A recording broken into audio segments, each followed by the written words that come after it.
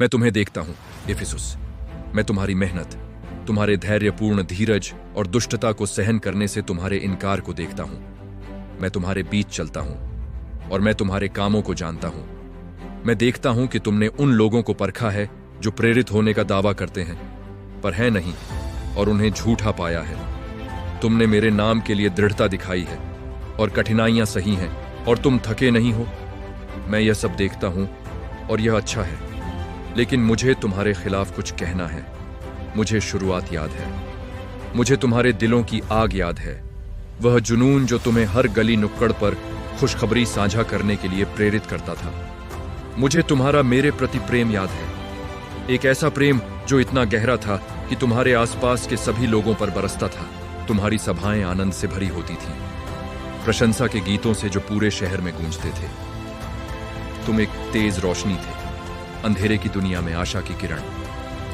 तुम्हारा प्रेम तुम्हारी सबसे बड़ी ताकत थी, तुम्हारे समुदाय की नींव। वह प्रेम कहां चला गया इफिसुस? अब मैं तुम्हारे हॉलों से गुजरता हूं और मैं व्यस्त हाथ देखता हूं, लेकिन मुझे ठंडे दिल महसूस होते हैं। तुम सही काम करते हो, तुम सही शब्द कहते हो, तुम सिद्धांतों को पूरी तरह से बनाए रखते हो। तुम्हारे काम प्रभावशाली हैं, तुम्हारी मेहनत सराहनीय है।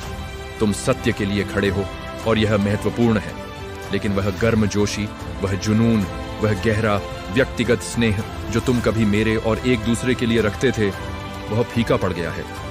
यह एक कर्तव्य बन गया है, एक दिनचर्या। तुम काम करने पर इतने केंद्रित हो गए हो कि तुम वह कारण भूल गए हो जिससे तुमने शुरुआत की थी। तुमने अपना पहला प्यार छोड़ दिया है। उस ऊंचाई को याद करो जहां से तुम गिरे हो। उन पहले दिनों को याद करो, अपने उद्धार का आनंद, उस जलते हुए प्रेम को जिसने तुम्हें भस्म कर दिया था। वापस लौटो, पश्चाताप करो और वे काम करो जो तुमने पहले किए थे। उस लौ को फिर से जलाओ, प्रेम को एक बार फिर अपनी मेहनत का कारण बनने दो। यदि तुम ऐसा नहीं करते तो मैं तुम्हारे पास आऊंगा और तुम्हारे दीवट को उसके स्थान से हटा दूंगा। बिना लौ का दीपक कोई प्रकाश नहीं देता, लेकिन आशा है। मैं देखता हूं कि तुम अब भी उन लोगों के तरीकों से नफरत करते हो जो दूसरों को गुमराह करते हैं, जिनसे मैं भी नफरत करता हूं। तुम्हारे भीतर अभी भी एक चिंगारी है जो विजयी होता है, जो इस ठंडक पर काबू पाता है और उस पहले प्यार में लौटता है। उसे मैं जीवन के पेड़ से खाने का अधिकार दूंगा जो परमेश्वर के स्वर्ग में है। सुनो कि आत्मा कलीसियाओं से क्या कहती है। मेरे पास लौट आओ, तुम्हारा पहला प्यार।